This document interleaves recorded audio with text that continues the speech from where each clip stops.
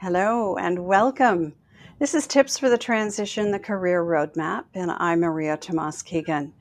I created this show to share stories and resources and practical strategies that help women navigate career and life challenges and to know that they're not alone. Each week, my guest and I co create a show to encourage women to be more confident, resilient, and brave in their career and in their life choices. So you can find this show on E360 TV network on your favorite streaming service like Roku and Apple TV and Amazon Fire. And we stream live weekly on YouTube, LinkedIn, and Facebook as well. And if you prefer to listen to your podcasts, you can also find us on all the podcast channels. So if something inspires you today and you want more of the same, please subscribe to your favorite channel, leave us a comment, and share your favorite episodes far and wide so we can create more ripples among women around the world. And don't forget, check out the show notes below because that will give you some great links to connect directly to my guest and me. So, toxic work cultures and workplace bullying are two of the worst experiences we can face in our careers, and no one will thrive in either situation. Yet it's prevalent enough that we're spending this episode with an expert on the subject of addressing them head on. Catherine Mattice is a workplace bullying expert, TEDx speaker, culture consultant, strategic HR advisor, and mentor. And she is the driving force behind Civility Partners, a consulting firm focused on helping organizations create respectful workplace cultures and specializing in turning around toxic environments. Civility Partners clients range from Fortune 500s to small businesses across many industries. Catherine is an HR thought leader, often featured in USA Today, Bloomberg's, CNN, and NPR. She's an award-winning speaker, author, and blogger with 53 courses reaching global audiences on LinkedIn Learning. She has an award-winning book. It's called Back Off: Your Kick-Ass Guide to Ending Bullying at Work. And it was hailed by international leadership guru Ken Blanchard as the most comprehensive and valuable handbook on the topic. So I can't wait to have this conversation with Catherine. Thank you so much for joining us. Thank you for having me. Thank you. It is my pleasure. And, I love to get started with my guests. Just a little bit of a backstory, Catherine. How did this topic of bullying and toxic workplaces become a passion of yours? I was the director of human resources for an organization where another director, so my peer, was essentially engaging in bullying behaviors. He was a micromanager. He yelled. He made it very clear who in the office he liked versus who he didn't like. I felt he was insubordinate to the president of the organization. And so, as the director of HR, I was dealing with all of the drama that he created. People were spending time in my office, and I was dealing with the turnover in his department. And I also felt picked on. I definitely was one of his targets. While I was working there, I decided to get a master's degree in communication. And my very first semester, one of my classes was called The Dark Side of Communication. So we had to write a paper on something dark in human communication. And so I thought, well, I'm going to write about this person at work. I kind of want to understand him, as frustrated as I am. And so I set out to write a paper, came across the phrase workplace bullying, realized it's exactly what I was going through, and that my scenario was pretty standard according to the research. And I was shocked to find there's, at the time, 20 years of academic research on the topic from around the world. And so that became my mission in grad school. Everything I did in graduate school, no matter the class, my research, my thesis, all of it was on bullying. So I joke, I have a master's degree in workplace bullying. And then I realized, this is a problem that is not being addressed in the United States. And so I started Civility Partners, and I wrote my book pretty quickly out of grad school, and here I am. Wow. You are so right. What you described is so common. Experienced that many times in my long career in corporate. Mm-hmm. Let's talk about what some of the most common characteristics are. You mentioned a couple of them, but those characteristics that are displayed by abrasive leaders or workplace bullies, what are some of those? Sure, I can do you one better and give you 3 categories of behavior. So, what I find is when we're using phrases like bullying or abrasive or even harassment, even if it's not technical, illegal harassment, the 3 buckets are aggressive communication. So, getting in someone's personal space, aggressive nonverbals, eyes popping out of your head and your veins pumping, on your forehead. And so just nasty emails. So communication that most people could look at and say, yeah, that's aggressive. The second bucket is humiliation, calling out mistakes in public, shaming people, punitively punishing someone for maybe a small mistake or even a big mistake, but you keep bringing it up. So doing things that are isolating and humiliating the target. And then the third bucket is manipulation. So that's where the passive aggressive behaviors come in. That's where giving someone not enough information to do a task that they're assigned, giving someone so much work it's not possible for them to complete it, using performance reviews as a way to sort of bully someone and claim someone's not a good performer. So those are the buckets: aggressive communication, humiliation, and manipulation. Boy, we can think of lots of things that fall under each one of those, can't we?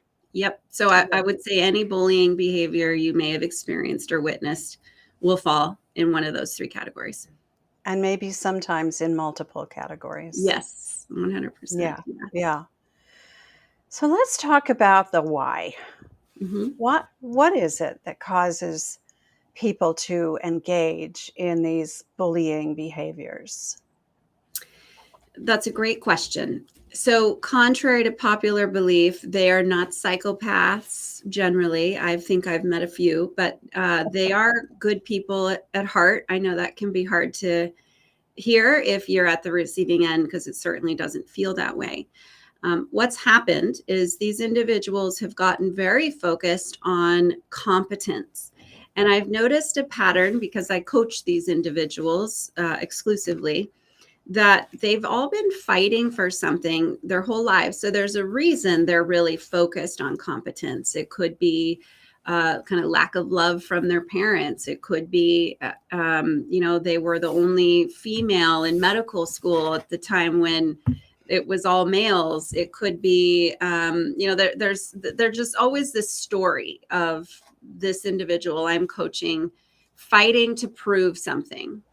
And so you couple that with the rewards and promotions they're receiving from the organization for all of those amazing results they get because they're focused on competence. They're really high performers. So over time, they get more and more permission to act that way. And then lastly, they are lacking some empathy. They're not. So what I find when I talk with these individuals is they recognize that people don't like working with them. They recognize that people see them as a hard manager. And their response is more like, well, I'm just holding them accountable, or it's not my fault that they're lazy, and they're missing something there with the empathy and they're lacking kind of social sonar to understand how damaging their behavior really is. And then that's where the coaching comes in, is once I show them how damaging their behavior is, 95% of the time they're mortified and appalled that this is how people really see them, and they didn't know that they were perceived so awful and they want to change. So that's the recipe. That's so interesting to hear the way you describe that these are essentially good people who just don't realize what they're doing or Mm-hmm. the effect they have Mm-hmm. on others. So are there any factors that contribute to that? Well, so the organ, they're getting mixed messages. So what happens, the factor that contributes is the organization. So Mm, what's happening is people complain to HR. HR is probably talking to this individual saying, hey, I'm hearing that you're yelling or you're doing this or that. And they're thinking, well, A, you're HR, people are going to complain. And B, does it really matter? Because I'm also getting a lot of accolades from the CEO. And look at, I'm the executive VP, or I get big bonuses. I'm in charge of this big project. So the organization's rewarding them, and mm, HR is trying to get them to stop behaving that way. So, and then, this is over the course of their life, right? Because right.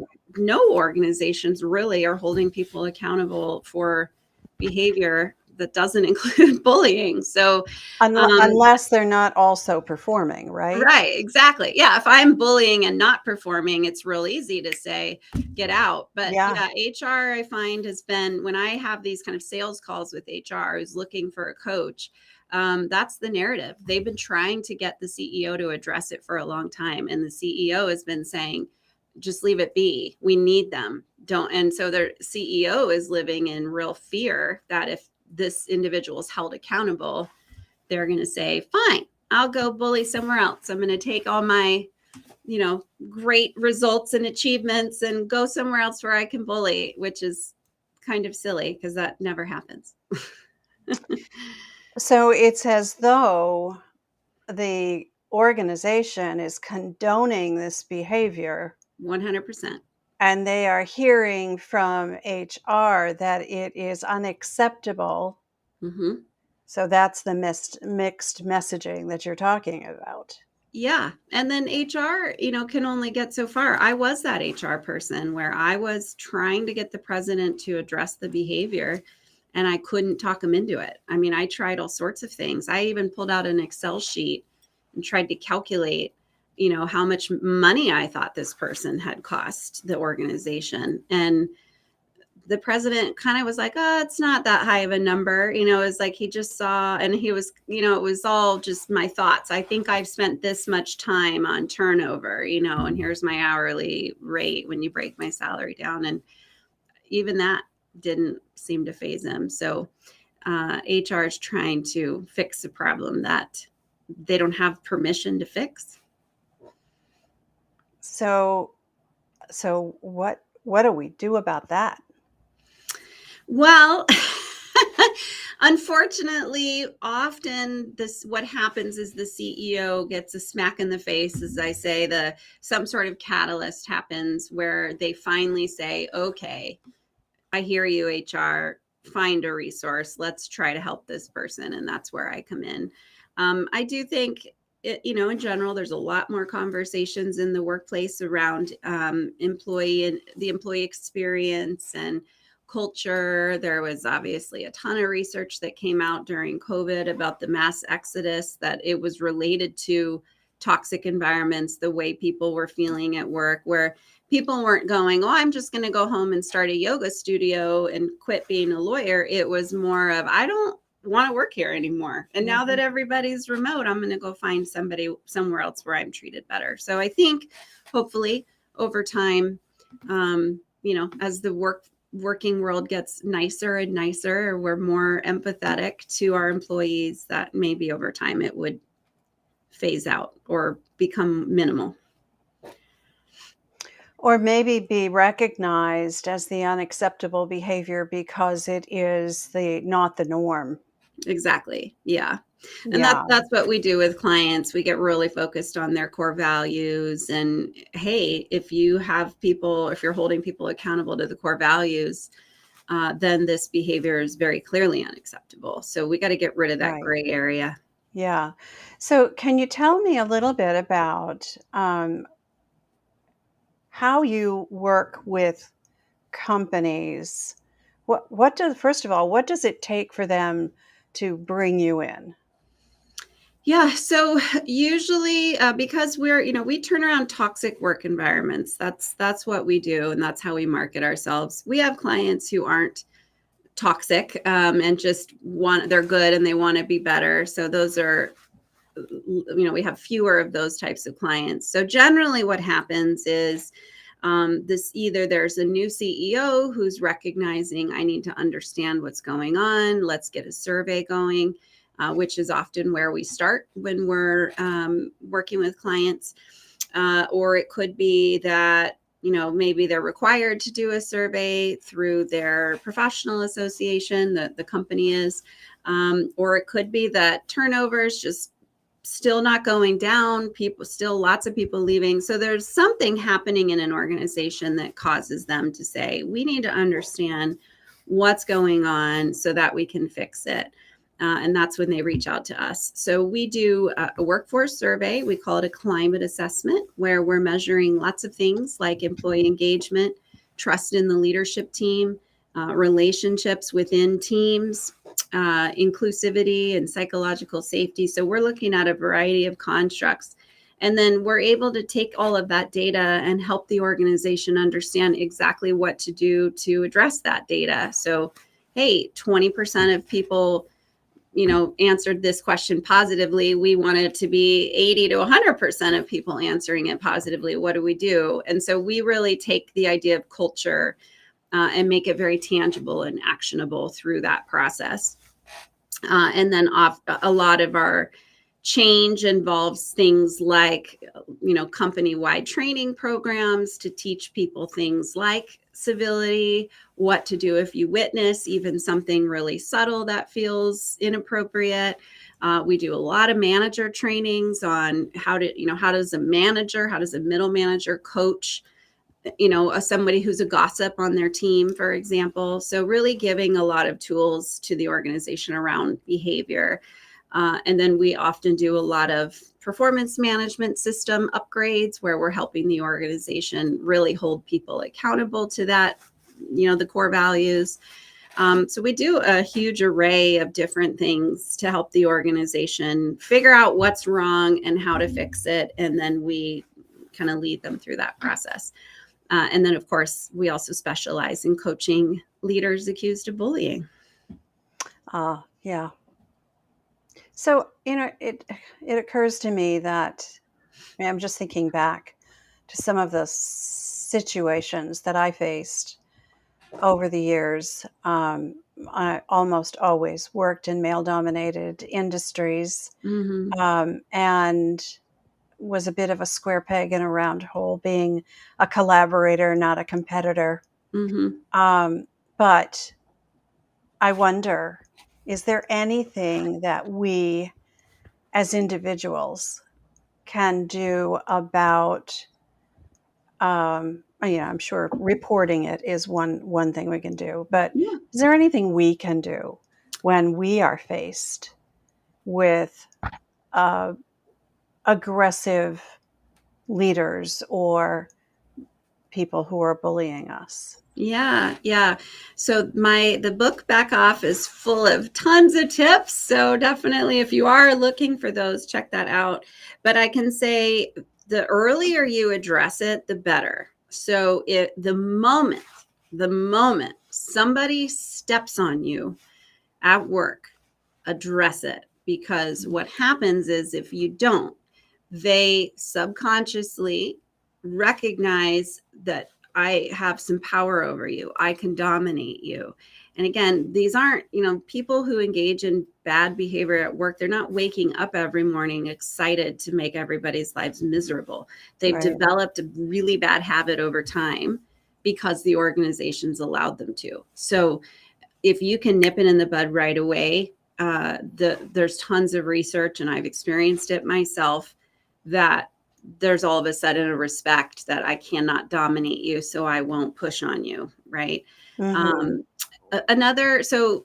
all that aside, go ahead. No, I was just, give us an example of what we could do or say to nip it in the bud, as you say. Yeah. So I always like asking questions. That's a great way to not come across, if you're worried about coming across as insubordinate because this person's your boss, or you're worried about getting super aggressive or assertive yourself. So you could ask a question. You could say something like, did you know that you're coming across as yelling right now? Or did you know that yesterday in the staff meeting you said this thing? I wanted to talk to you about it. So kind of approaching it from a place of curiosity is a great way to, whoever's asking questions holds the power. And so it's a way to, kind of get your power without being, yesterday you did this and, blah, blah, blah, Right. blah. I will share my story with you because it's a great story. So after I left the organization where this person bullied, I went on to work at a startup tech firm.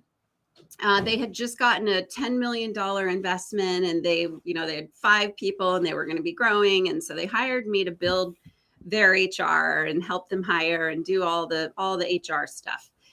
And because it was a startup, everybody wears multiple hats. And somehow I ended up doing some of the customer service. I'm not in tech. I have no idea what's going on. So the chances of me making a mistake were pretty high. But, of course, I'm doing what I'm asked. And I did make a very big mistake. Some sort of e-newsletter went out to a client's or to one of our clients' customers. And apparently there was, I don't remember exactly, but I made a mistake. The CEO sends me an email and he CCs the entire office. So at this point, we're talking about maybe 20, 25 people. And it says, he really just reamed me for this mistake. And here's that nip in the bud moment. I thought, not again. I'm not willing to work here if that's what it's like. So I'm just going to take my chances. I hit reply to all. He had involved all these people, so I'm going to involve them too. I hit reply to all and I just said, yes, I made a mistake. Here are the 3 options I can think of to solve it. I'd love for you to tell me which solution you'd like me to implement. And if you'd like to talk about my mistake further, we're going to do it in your office with the door closed. And I hit send. And within a couple seconds of me hitting send, he comes out of his office and yells across the whole office, "Great email, Kat. Way to put the hammer down. I deserve that."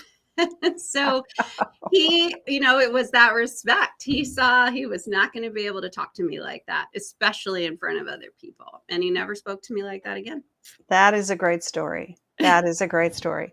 And we have to get over the intimidation, Mm-hmm. right? That can arise when Mm-hmm. someone attacks you, right? Mm-hmm. It's natural to feel that. The fear, right, Yep. of retribution, right? And the fear of what are people going to think about me, of Mm-hmm. me, if I do that? And am I as bad as he or she if I do something about it? Am I doing the same thing back? Right.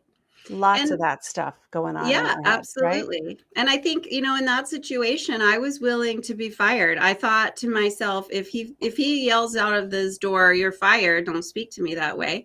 Okay, fine. I'm not going to work here if you're going to treat me that way. So I think that's a big is that decision, kind of like when you're going to buy a car, recognize that you have an absolute boundary and you're not going to let this car salesman Yeah. cross it. And Yeah. that's where I was at. But and unfortunately I had all of that gumption because of my previous experience, where I did let it go. So Yeah. yeah. I think it does take some practice, unfortunately, Yep.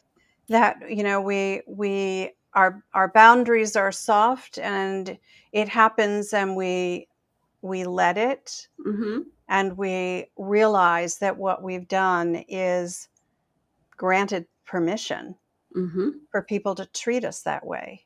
Right. So getting really, really clear about what matters most to you, what your values are, and Mm-hmm. how you honor them, how you stand firmly in them, and what are the boundaries you set around that behavior. How do you teach people how to treat you?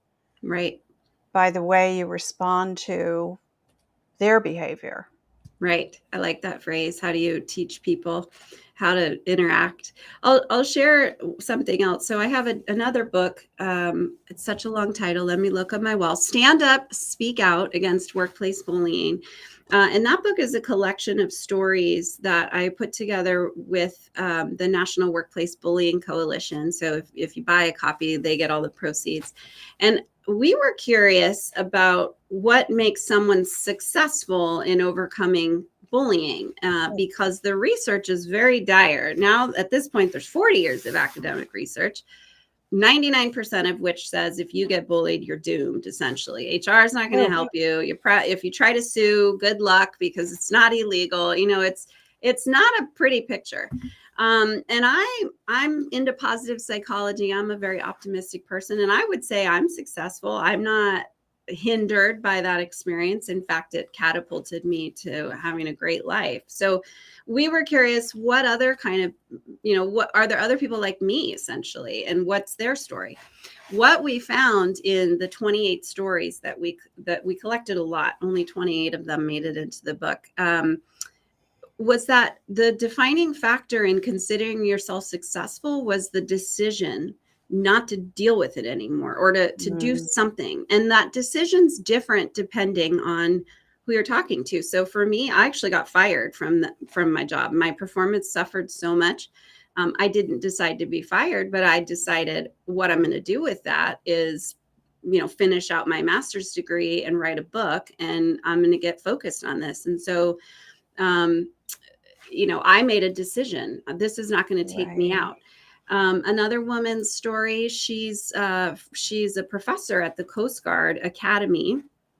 And she basically says, I'm Black, I'm a female, I have a PhD, I'm a lesbian, I got 4 strikes against me. I could either leave or duke this out. And she decided to duke it out. So she's, I kind of joke, she's the Martin Luther King of the Coast Guard Academy, but she decided to be that. It wasn't Right. And so that's the thing. You have to say, I'm not doing this. And then whatever that means, whatever that decision looks like, is going to vary. But that's how you survive. Yeah, that makes so much sense. It requires making a decision, as you say, making a choice about what you will tolerate and what you won't. Yep. Right. And there's a line, and when the line gets crossed, then you take whatever action you deem necessary because of the choice you made. Yep. Exactly. And standing firmly in that. And I think that's where a lot of people waver, is that, oh, it wasn't that bad this time, right? Kind of giving forgiveness where it's not due. And I would add to that, redefining what success means, which is what we learned from these stories we had collected, was that if you're, if you have a 9-to-5 job, it pays your bills, it's really hard to have a boundary and say, I don't care if I get fired, I'm going to stand up for myself. I get that. And then you also have society, all your friends and family, if you were to get fired, let's say, they're all going to feel sorry for you. Oh my gosh, that was awful. You got yourself fired, or you quit. How could you do, that the bully won, you quit. And so you have all this like chitter chatter about what success looks like. And that's what we found in the academic research, was like, stop defining success as the bully. You tell on the bully and they get fired immediately and they go to hell. It's like, that's not the story. Right. And so really deciding that, and it takes a lot. I know this is a tall order, but deciding, I'm okay with the outcome of me setting up my boundaries. And if I get fired, it's a win because I can figure out something else to do. Or if I have to quit to get away from this, it's a win because I'm taking care of myself. So don't let society don't let the chitter chatter disrupt what you think success should look like for you. Right. That's such great advice, because don't allow their judgment of your action, what you chose to do, right? Right. So, and again, standing firm in what success means to you in this situation, Right. and taking care of yourself first, because nobody else will do it, Right. right? Nobody else will take care of you first, except you. Right. Yeah, there are so many shades of gray here, aren't there, Yes. Catherine? Yes. Yeah. So, is there anything that kind of stops bullying in its tracks? Now, I heard you say confront it, don't let it slip by Mm-hmm. first. Mm-hmm. Is there anything else? Yes. So power in numbers. So the more that you can, and I'll say first, I'm not suggesting you go around, getting a mob started. Isn't that person horrible? Let's all stand up. It's a process, but to go to around to your colleagues and talk with them about what you're experiencing, what are they experiencing, and if there's several of you, which there probably are, then to agree to all go to HR together so that it does become you as a group taking a stance that we as a team do not want to work with this person. And that's how HR, you got to help HR get the CEO's attention. So Okay. if you go to HR and you're crying and it's like they're mean to me, it's like, I get why that happens. I'm not discounting that, but that doesn't help the HR professional make a case for you. But if you can go with a team and say, all 5 of us do not like the way we're treated, it's affecting us in these ways. We need you to put a stop to it. Then HR can go to the CEO and say, look, you got 5 people who may quit, and then that person's useless because the whole department's going to be gone, and so really, and I know it's hard because being bullied is obviously very emotional. Yeah. I got fired because I wasn't performing. I was depressed. I hated it. Um, I hated going to work, but that doesn't convince the CEO to say, well, these people, this one person hates working here and they're sad about it. It's got to be the business case. So you got to find a way to step out of those emotions a bit and give the HR professional something they can work with when they go to the CEO. So approach it a bit like a class action. A little bit. A little Yeah. bit. A little Yep. bit. Yeah. And I like what you said. Give the HR person the ammunition, if you will, or the case, Mm-hmm. right? Help them make the case, I think is the way you put it, for to take it further, Yes. um, and let them know how it's affecting you, personally, how it's affecting you at work, Mm-hmm. and your productivity, your efficiency, your behavior, I was even, just going to right? say that when you're talking about how it's affecting you, try to keep it related to the work, right? That Yeah. I got yelled at in a meeting and I was upset, so I had to step outside and I couldn't take 5 calls because I needed a break. That's an example of like, it hurt me, but that I'm really here because I need to know I'm having a hard time doing my job. Right. So yeah, talk about the work problem that it's Yeah. creating. Talk about the work problem. Right. Right. How it's affecting you at work. Mm-hmm. Yeah. Yeah. Do you have any examples, maybe case studies? You've worked with a lot of corporations, large and small, that have successfully implemented your coaching method to address this abusive leadership and bullying? Yeah, we've I'd got love to plenty of hear case some. studies on my website. So if you want to learn more about some of what we do, it's there. But yeah, to share some stories about some of the clients I coach. Just recently, I closed out coaching with a client who works at a multi-million-dollar nonprofit organization. And he reports directly to the executive director. And he comes from, kind of Wall Street finance background, and now he's at a nonprofit. And we talked, so again, going back to the idea that they're really focused on competence, a lot of our coaching conversations centered around his relationship with the coworker who he found to be fairly incompetent. And, because these individuals are so competent, it's like hard to wrap their head around the fact that that person over there can't figure it out, or they're not doing it the way I would do it. What's wrong with them? So that was where their problems were coming from. And in our very last coaching session, he told me, so some part of his role was to put on these big events for, large fundraising types of events with people with money.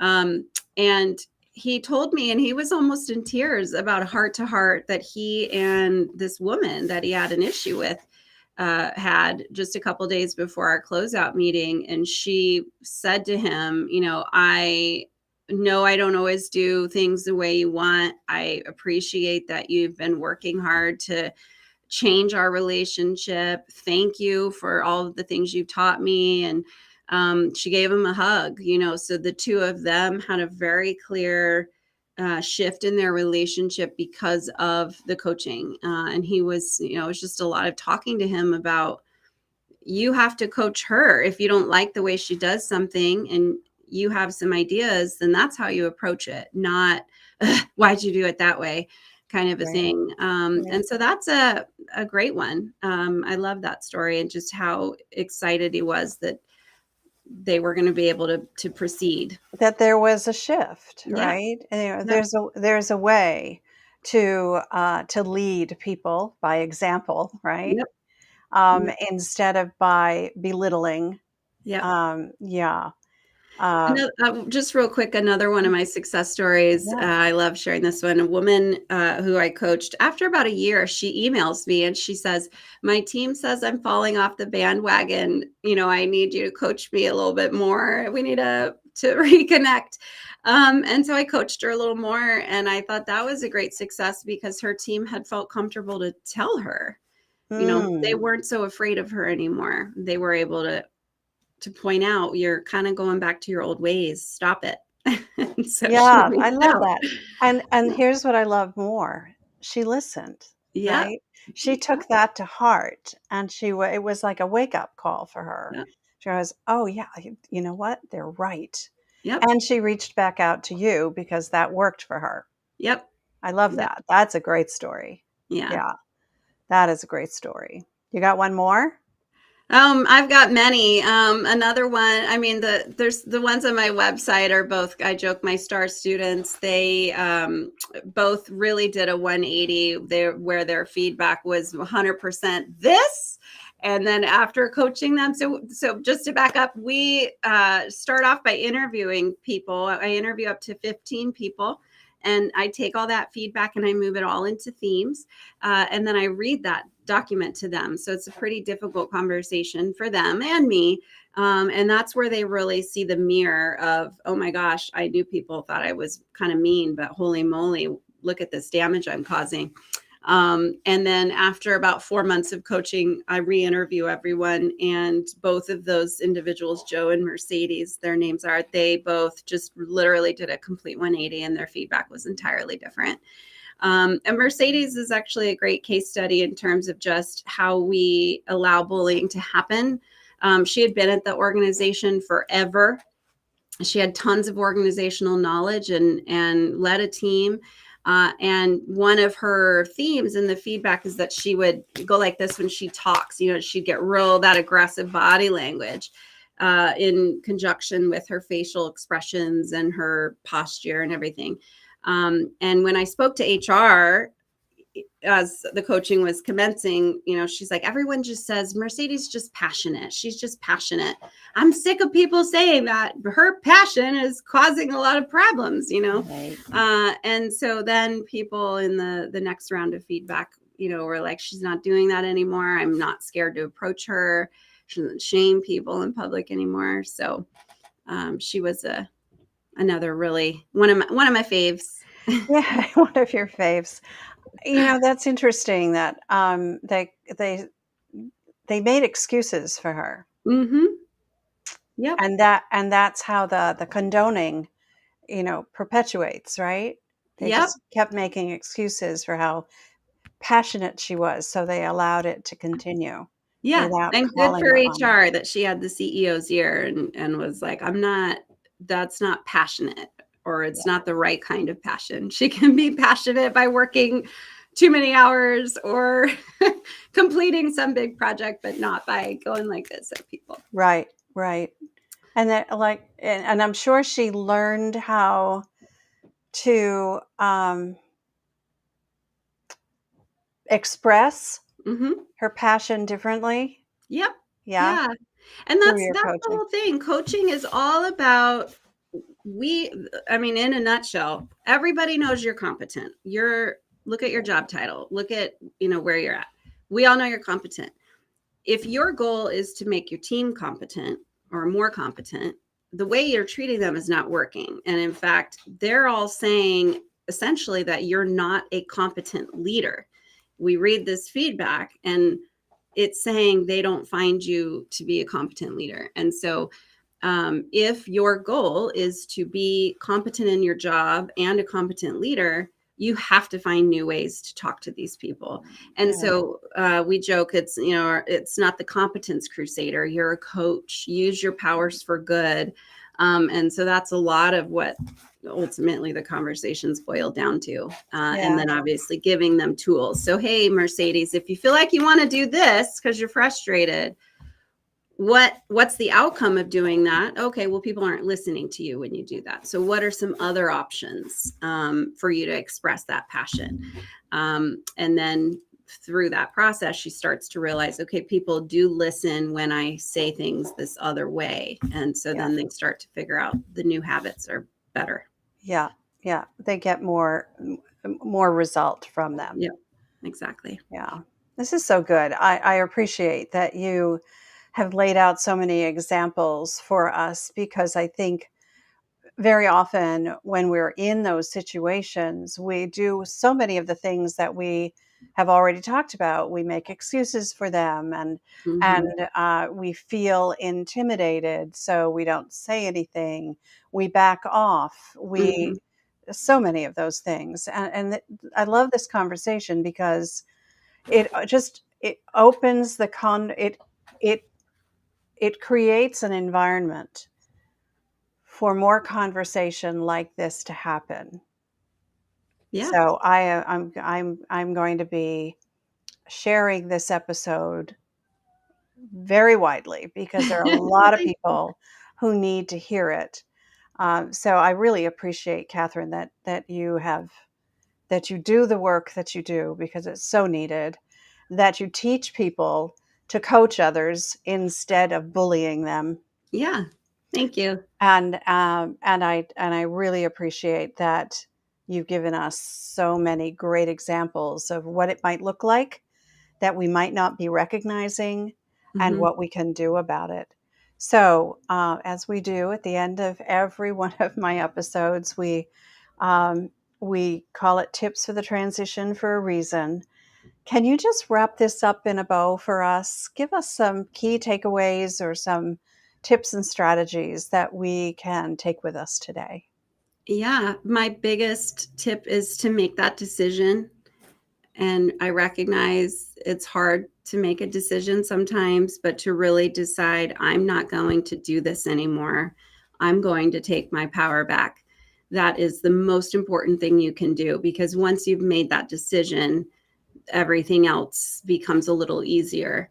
So no wavering on, am I worried if I get fired or not? You just have to decide, I am going to put this boundary up and I'm going to address it in the way it needs to be addressed. So that's the biggest tip.